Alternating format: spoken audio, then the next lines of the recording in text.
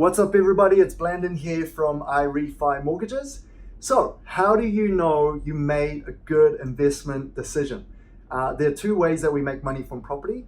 One is your cash flow, and second, we have your capital growth. So in this video, I'm going to share with you how you can measure cash yield, why is it important, and just a couple of examples to show you. So if you had $50,000, how do you know you're getting the best return on your money, right? So cash yield, this is one way to measure it. So net cash flow, meaning whatever money that you're getting back as a one value, $1 figure, and then divided by your money invested. This is your cash yield, right? So I'll give you an example. There are two investment opportunities here. One is bond and the other one being property.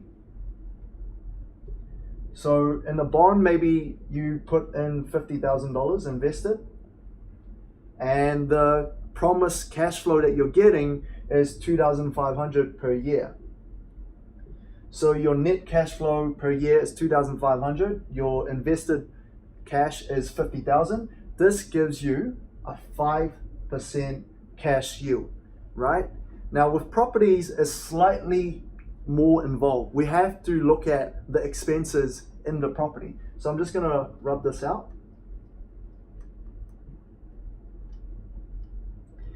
So in the property, say for example a 500k property, you might get around $26,000 in rental income. Okay, and you've got maybe $22,000 in mortgages, and you have $2,000 in rates, and you might get $1,000 on insurance, and another $1,000 in maintenance and other management fees. So if you look at this, 26,000 minus 22,000, 2,000, 1,000, 1,000, that is 26,000. We have a $0 figure. So in this situation, we invested 50,000 and we get $0. So 0 divided by 50,000, it's 0%.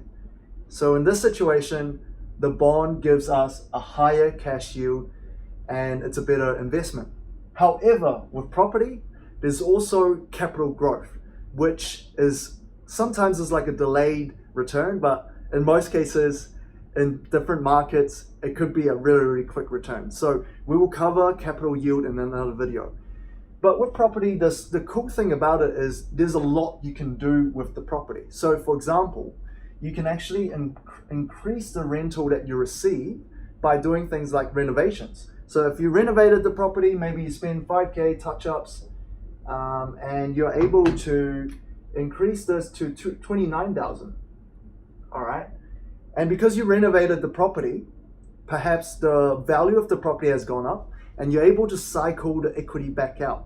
So maybe instead of investing 50,000, because the value has gone up, you're refinancing, cycle the equity back out. Now it's 30,000. So the net cash flow here is 29,000 minus the 26. You've got 3,000 cash flow, and 3,000 over 30,000, that is 10% cash return. So in this situation, you became the winner.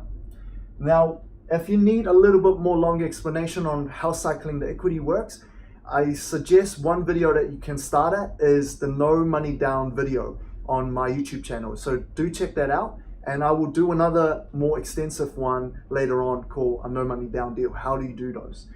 So hopefully this is a good way of measuring how you can look at the returns on your investment property. So this is just one way, right?